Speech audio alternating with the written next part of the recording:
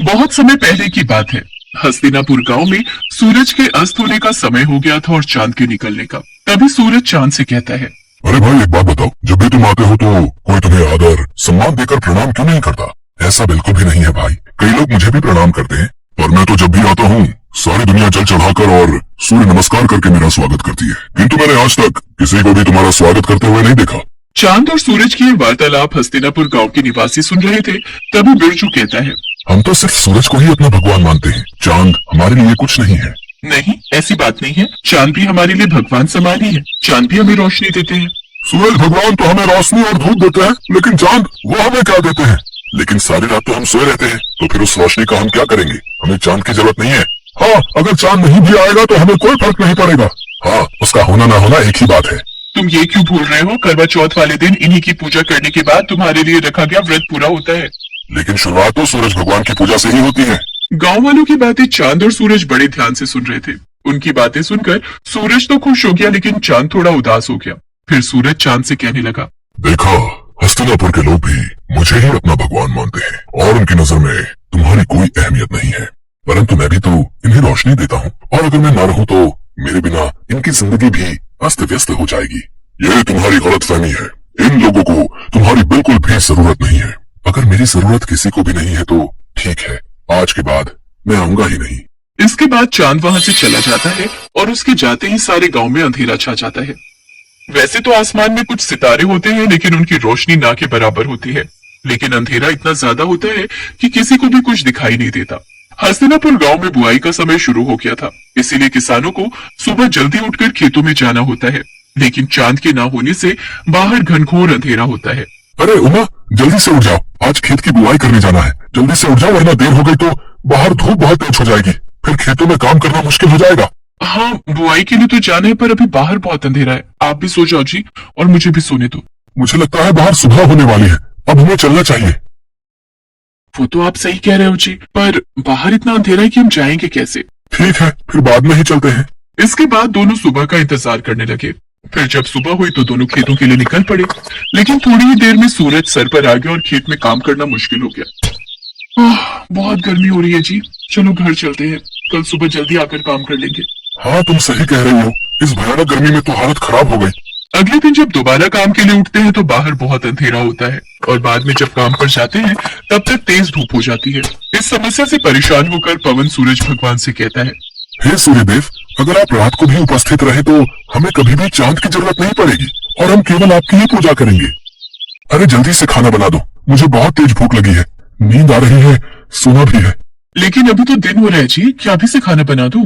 हाँ, मुझे लगता है आज शाम नहीं होगी, तुम जल्दी से खाना बना दो, मुझे बहुत भूख लगी है। अच्छा ठीक है, बना देती हूँ। फिर दोनों खाना खा लेते हैं, लेकिन तब भी रात नहीं होती और दोनों सोने के लिए चले जाते हैं। बहुत गर्मी हो रही है, बिल्कुल भी नींद नहीं आ रही। ऐसा करता हूँ, जाकर नहा लेता हूँ। इसके बाद पवन नहाने चला जाता है। नहाने के बाद भी बहुत गर्मी हो रही है। तभी बाहर शोर होता है। पवन और उमा बाहर निकलकर देखते हैं तो बिरजू का बेटा बिट्टू बेहोश पड़ा हुआ था। क्या हो गया मेरे बच्चे? कोई जल्दी से पानी लाओ। फिर उमा जल्दी से पानी लाकर बिट्टू के मुंह पर छिड़काव करती है। कुछ ही देर में बिट्टू होश में आ जाता है। लगता है दिन रात धूप लगने की वजह से ये बेहोश हो गया था। इसके बाद सभी सोने के लिए चले जाते हैं, लेकिन गर्मी की वजह से किसी को भी नींद नहीं आ रही थी। सारी रात लोगों की ऐसी कट जाया करती। इतनी गर्मी में तो हम लोग मर ही जाएंगे। काश सूरज ढल जाता तो इतनी गर्मी नहीं होती और हम लोग चैन से सो पाते। चुप रहो तुम, थोड़ी सी गर्मी सहन नहीं कर सकती। ऐसे ही एक हफ्ता बीत जाता है, लेकिन हस्तिनापुर के लोग बिल्कुल भी चैन से नहीं सो पाते, और देखते ही देखते कई लोगों की तबीयत बिगड़ने लगती है। ये सब तुम्हारे कारण ही हो रहा है। ना तो तुम चांद का अपमान करते और ना तो वो यहाँ से जाते। इसके बाद पवन बाहर जाकर सूर्यदेव से प्रार्थना करता है, हे सूर्य देवता, अब से आप केवल दिन में ही रहिए, हम अपनी गर्मी सहन नहीं कर पा रहे हैं, रात को हमें चांद की ही जरूरत है।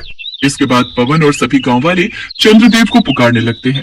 हे चंद्रदेव, हमें माफ कर दीजिए, हमें आपकी भी उतनी ही जरूरत है जितनी सूरज की। हाँ चंद्रदेव, जहाँ दिन सूरज के बिना अधूरा है, वहीं रात आपके बिना अधूरी है। अब से हम आपकी भी उसी तरह पूजा करेंगे जिस तरह सूर्यदेव की करते हैं। ठीक है, मैं रात में तुम लोगों को रोशनी देने के लिए फिर से उपस्थित रहूंगा। मुझे माफ कर दो मेरे भाई, अब मुझे समझ आ गया है कि जितनी जरूरत इस दुनिया को मेरी है उतनी ही तुम्हारी। सूरज ढल गया और अंधेरा होने लगा। तब चांद ने अपनी रोशनी चारों ओर बिखेर दी। इसके बाद सभी गांव वालों ने सर झुकाकर चांद का स्वागत किया और सभी गांव वाले पूरे एक हफ्ते बाद चैन की नींद सोए। हल्कू ने आकर अपनी पत्नी से कहा, सहना आया है, लाओ जो रुपए रखे हैं उसे दे दूं, किसी तरह गला तो छूटे। मुन्नी झाड़ू लगा रही थी, पीछे फिरकर बोली, 3 ही तो रुपए हैं, दे दोगे तो कंबल कहां से आएगा? माघ पूस की रात खेत में कैसे कटेगी? उससे कह दो फसल पर रुपए दे देंगे, अभी नहीं। हल्कू एक क्षण अनिश्चित दशा में खड़ा रहा।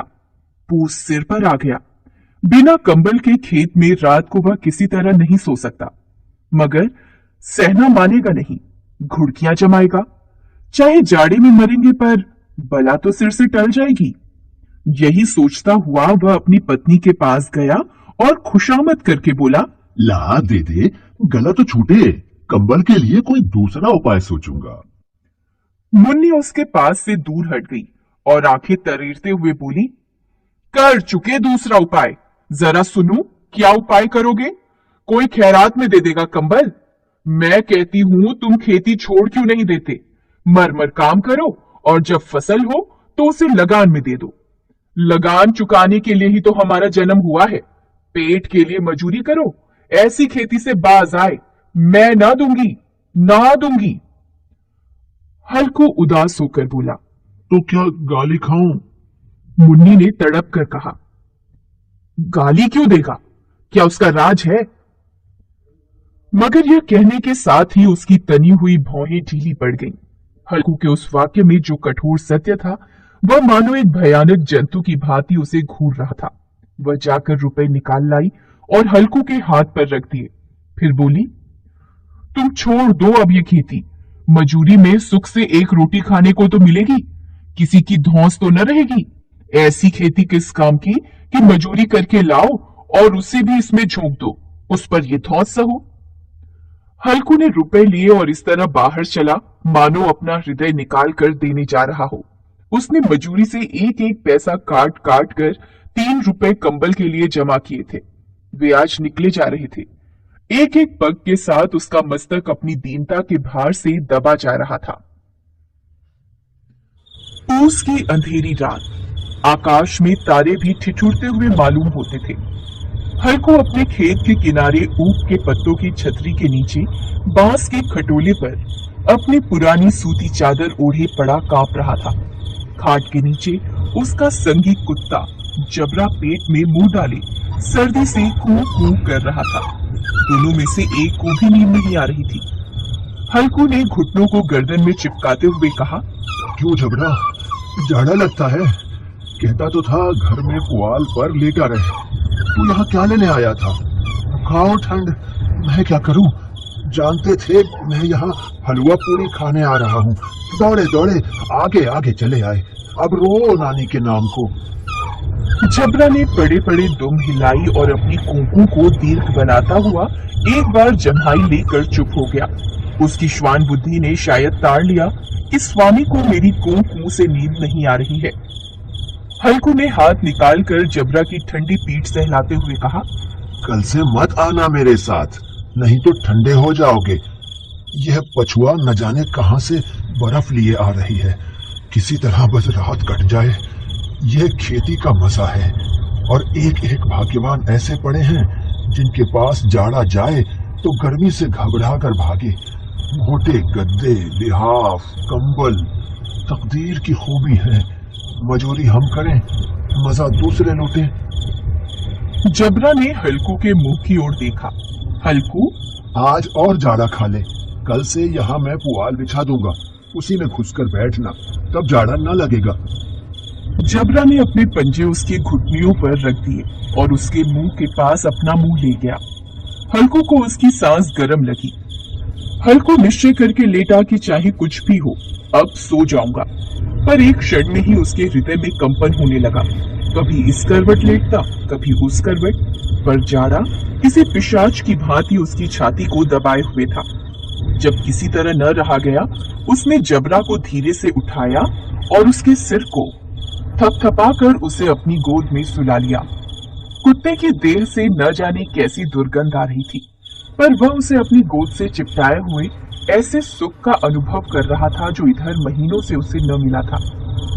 जबरा शायद समझ रहा था कि स्वर्ग यही है, और हल्कू की पवित्र आत्मा में तो उस कुत्ते के प्रति घृणा की गंध तक नहीं थी। अपने किसी अभिन्न मित्र या भाई को भी वह इतनी ही तत्परता से गले लगाता। दशा इस अनोखी मैत्री ने जैसे उसकी आत्मा के सब द्वार खोल दिए थे। उसका एक एक अणु प्रकाश से चमक रहा था। सहसा जबरा ने किसी जानवर की आहट पाई।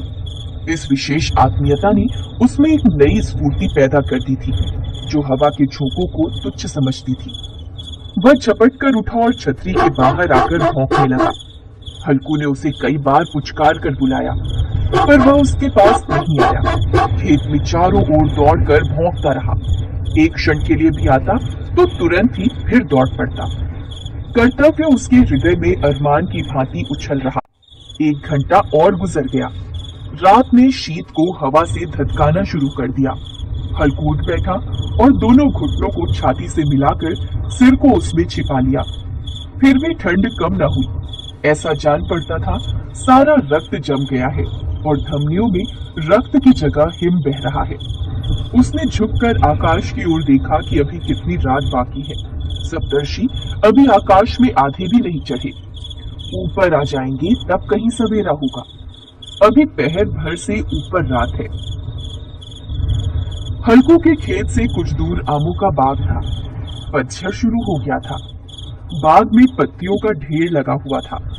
हल्कू ने सोचा चलकर पत्तियां बटोरूं और उन्हें जलाकर खूब तापूं। रात को कोई मुझे पत्तियां बटोरते देखे तो समझे कोई भूत है, कौन जाने कोई जानवर ही छिपा बैठा हो। मगर अब जाड़े में भी तो बैठे नहीं रहा जाता। उसने पास के अरहर के खेत में जाकर कई पौधे उखाड़ लिए और उनसे एक झाड़ू बनाकर हाथ में सुलगता हुआ उपला लिए बगीचे की तरफ चला। जबरा ने उसे आते देखा तो पास आया और दुम हिलाने लगा। हल्कू ने कहा, अब तो नहीं रहा जाता जबरू, चलो बगीचे में पत्तियां बटोर कर तापे, अभी तो रात बहुत है। जबरा ने कूं कूं करके सहमति प्रकट की और आगे आगे बगीचे की ओर चला। बगीचे में खूब अंधेरा छाया हुआ था और उस अंधकार में निर्दय पवन पत्तियों को कुचलता हुआ चला आता था। वृक्षों से ओस की बूंदें टप टप नीचे टपक रही थी। हल्कू ने आग जमीन पर रख दी और पत्तियां बटोरने लगा। जरा देर में पत्तियों का ढेर लग गया। हाथ ठिठुरे जाते थे, नंगे पांव गले जाते थे और वह पत्तियों का पहाड़ खड़ा कर रहा था। थोड़ी देर में अलाव जल उठा। उसकी लौ ऊपर वाले वृक्ष की पत्तियों को छू छू कर भागने लगी। हल्कू अलाव के सामने बैठा ताप रहा था।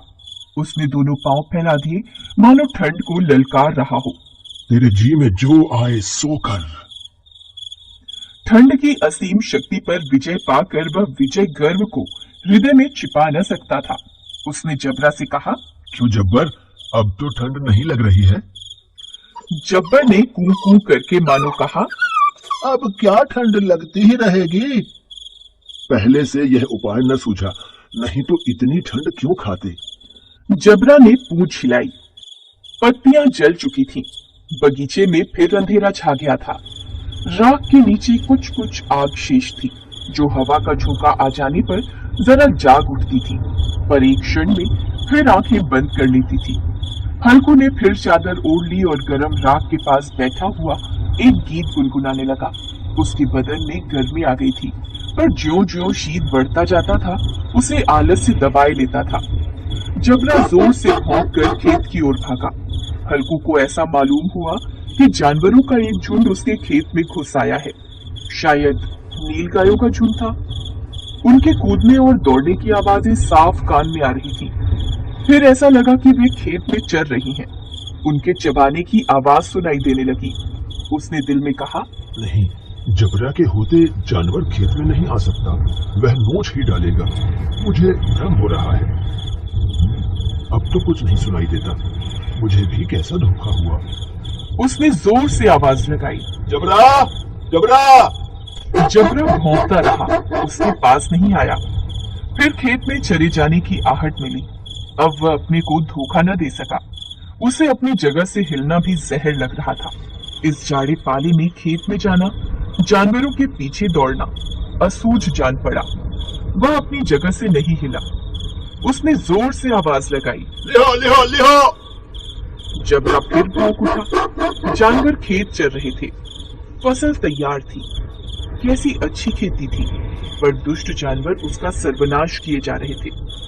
हल्कू पक्का इरादा करके उठा, पर 2-3 कदम पर एकाएक हवा का ऐसा ठंडा चुभने वाला बिच्छू के डंक सा झोंका लगा कि वह फिर बुझते हुए अलाव के पास आ बैठा और राख कुरेद कर अपनी ठंडी देह को गरमाने लगा। जबरा अपना गला फाड़े डालता था। नील गाय खेत का सफाया किए डालती थी और हल्कू गरम राख के पास शांत बैठा हुआ था। अकर्मण्यता ने रस्सियों की भांति उसे चारों ओर से जकड़ रखा था। उसी राख के पास गरम जमीन पर वह चादर ओढ़ कर सो गया। सवेरे जब उसकी आंख खुली तब चारों ओर धूप फैल गई थी और मुन्नी कह रही थी, क्या आप सोते ही रहोगे? तुम यहां आकर रम गए और उधर सारा खेत चौपट हो गया। हल्कू ने उठकर कहा, क्या तू खेत से होकर आ रही है?